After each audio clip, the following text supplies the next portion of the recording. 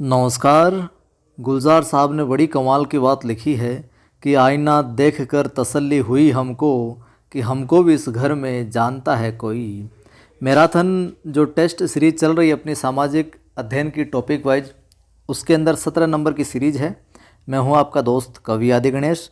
Video को like कर देना और सभी ग्रुप में सभी साथियों को शेयर कर देना। पहली बार देख रहे हैं तो सब्सक्राइब भी कर लीजिएगा। टेलीग्राम चैनल को भी ज्वाइन कर लीजिएगा। आप कवि आदि गणेश हिंदी नाम से अपना टेलीग्राम चैनल है, तो कई बार वीडियो का नोटिफिकेशन आपको यहाँ नहीं मिलता है तो टेलीग्राम चैनल पे मैं वीडियो अपलोड कर देता हूँ, तो वहाँ से भी आप देख सकते हैं। प्रारंभ करते हैं आज की सीरीज़ के अंदर। पहला सवाल, मेगास्थनीज के अनुसार पाटलिपुत्र नगर का प्रशासन कितने सदस्यों के द्वारा होता था संचालित? 15, 20, 25 या फिर 30? अकॉर्डिंग टू मेगास्थनीज तो उत्तर हो जाएगा यहाँ पर अपना 30 सदस्यों के द्वारा।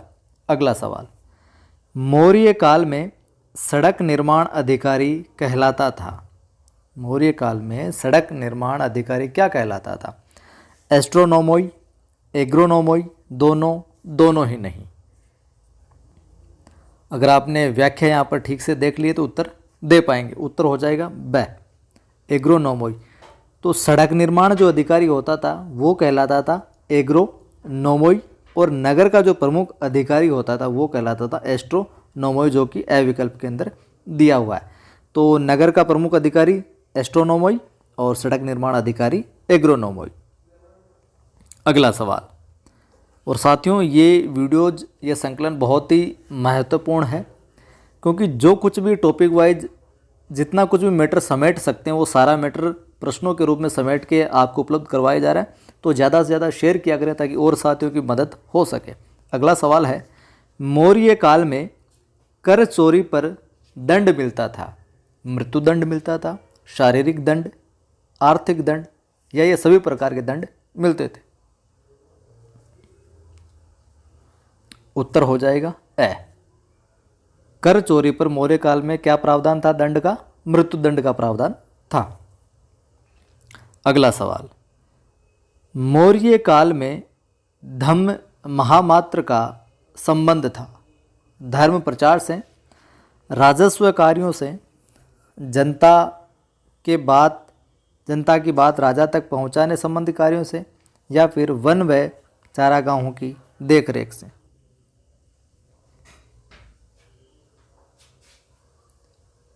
धम्म महामात्र का संबंध था यहाँ पर विकल्प धर्म प्रचार से। व्याख्या में देख लीजिए, यहाँ से भी सवाल है जो बन सकते हैं। राजस्व का जो कार्य था वो रज्जुक अधिकारी देखता था, ठीक है। और जनता की बात राजा को पहुँचाना प्रतिवेदक, ठीक है। वन व चारागाहों की देखरेख ब्रज भूमिक, ये इनका काम था इन लोगों का, इनसे संबंधित। तो ये चीज़ें भी आप ध्यान में रखिएगा। तो एक ही सवाल के अंदर 4 सवाल है जो समाहित हो गए। अगला सवाल है, अर्थशास्त्र के अनुसार मौर्य काल में गुप्तचर थे। संस्था, संचार, समय दोनों, या इनमें से नहीं? तो मौर्य काल के गुप्तचर थे, तो यहाँ पर उत्तर हो जाएगा हमारा, क्या हो जाएगा? दोनों।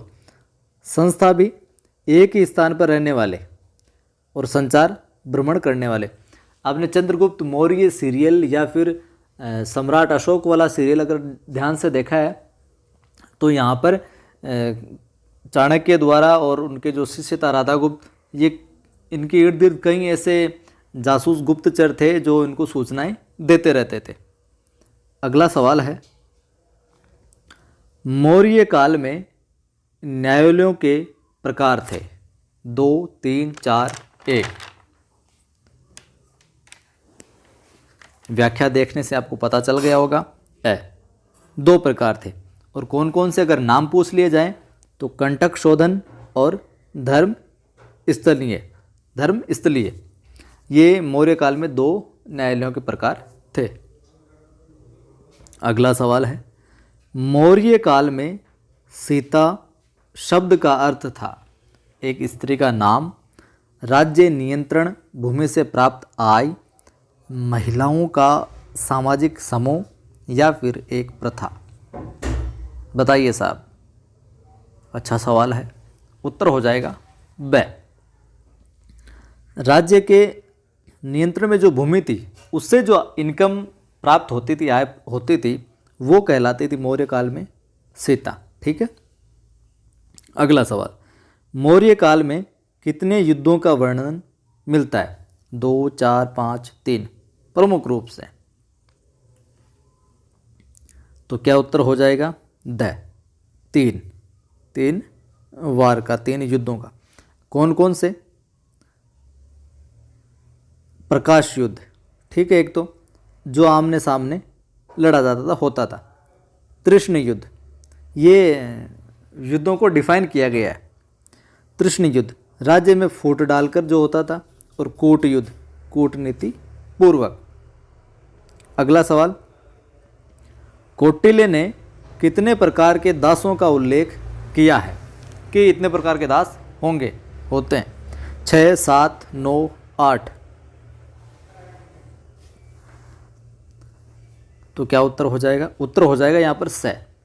कौटिल्य साहब ने 9 प्रकार के दासों का उल्लेख किया है। अगला सवाल देख लेते हैं। मौर्य काल में अनिष्कासिनी का अर्थ था। मौर्य काल में अनिष्कासिनी का अर्थ था घर के अंदर रहने वाली महिलाएं, बाहर घूमने वाली महिलाएं, अनपढ़ महिलाएं, इनमें से नहीं। देखिए, सवाल कई बार है जो व्यवहारिक रूप से पूछ लिया जाता है, उसमें फैक्ट ऐसा कुछ नहीं होता, लेकिन आप उस सवाल को सही से समझेंगे तो आपको उत्तर है जो मिल जाएगा। उत्तर हो जाएगा ए। अनिष्कासिनी का अर्थ था घर के अंदर रहने वाली महिलाएं, जो निष्कासित नहीं होती थी, बाहर नहीं जाती थी, बाहर नहीं रहती थी, यानी अनिष्कासिनी। ठीक है। अगला सवाल देखिए, मौर्य काल में वेश्यावृत्ति में लीन महिलाओं को कहा जाता था। जो महिलाएं वेश्यावृत्ति में लीन रहती थी उनको मौर्य काल में क्या कहा जाता था? अनिष्कासिनी, रूपा जीवा, सीमांती, रूपा मुद्रा। क्या उत्तर हो जाएगा? उत्तर हो जाएगा ब, रूपा जीवा। कई जगह रूप जीवा भी मिलता है और रूपा जीवा भी। अगला देखिए, मौर्य काल में सिंचाई के बदले लिया जाने वाला कर था। सिंचाई के बदले कौन सा कर लिया जाता था? सितबंध, सीता, सेतुबंध, प्रतिवेदक।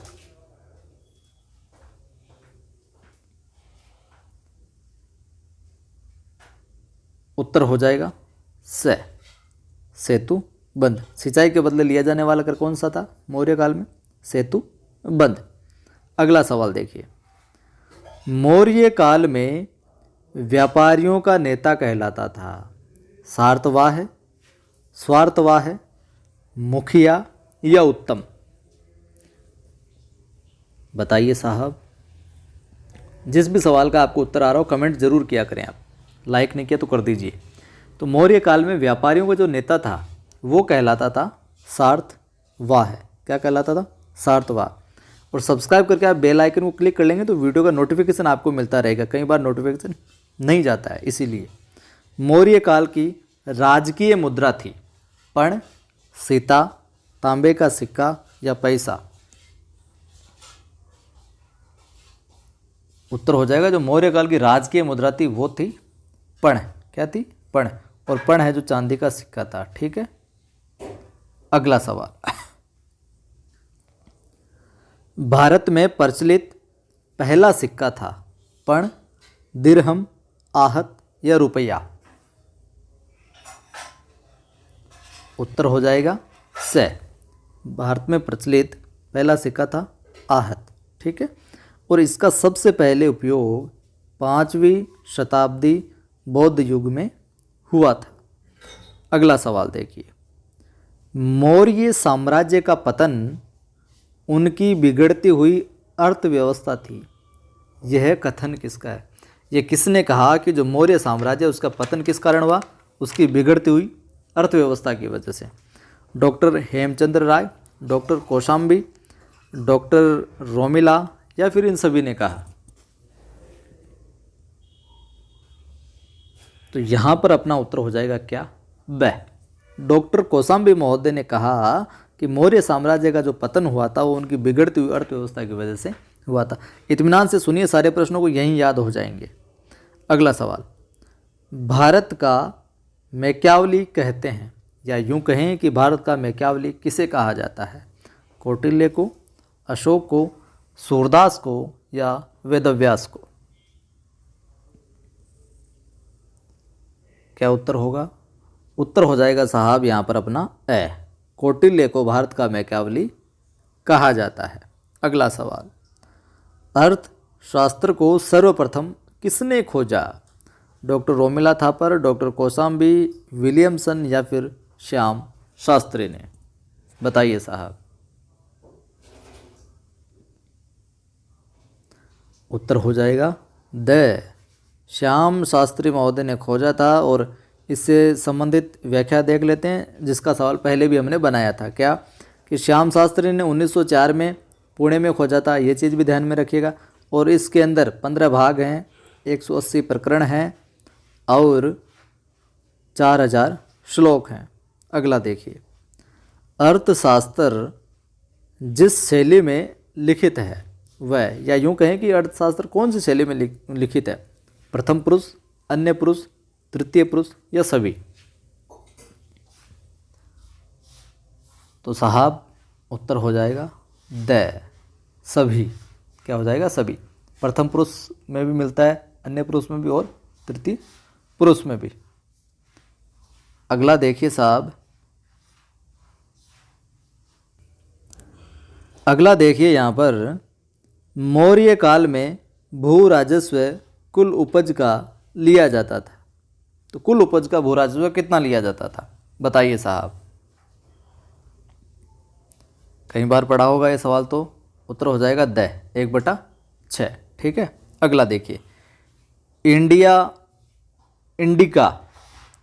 इंडिका पुस्तक को संग्रहित करके प्रकाशित करवाया था। जो मेगास्थनीज की इंडिका पुस्तक थी उसको संग्रहित करके किसने प्रकाशित करवाया? मेगास्थनीज ने खुद ने, स्वानवेग ने, कौटिल्य ने या फिर सुरेंद्रनाथ ने? तो किसने करवाया था साहब?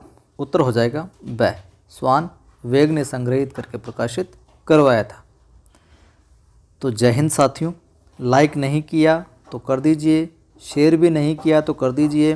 पहली बार देख रहे हैं तो सब्सक्राइब करके घंटे के निशान को ज़रूर क्लिक कर लेना, ताकि आने वाले वीडियोज़ की सूचना आपको मिलती रहे। और जो टेलीग्राम चैनल है अपना, कवि आदि गणेश, और हिंदी लिखोगे टेलीग्राम पे सर्च करोगे तो ये आपको मिल जाएगा। लगभग 800 के 785 के तकरीबन साथी हैं जो जुड़े हुए हैं। और मेरा दूसरा चैनल भी है आदि की आवाज़ नाम से, जिस पर व्लॉग वगैरह अलग अलग जगहों के वो डाले जाते हैं, मोटिवेशनल वीडियो भी डाले जाते हैं, कविताएं भी डाली जाती है। तो अगर इसमें आपको रुचि है तो उसको भी आप सब्सक्राइब कर सकते हैं, आदि की आवाज़ नाम से। फिर मिलते हैं।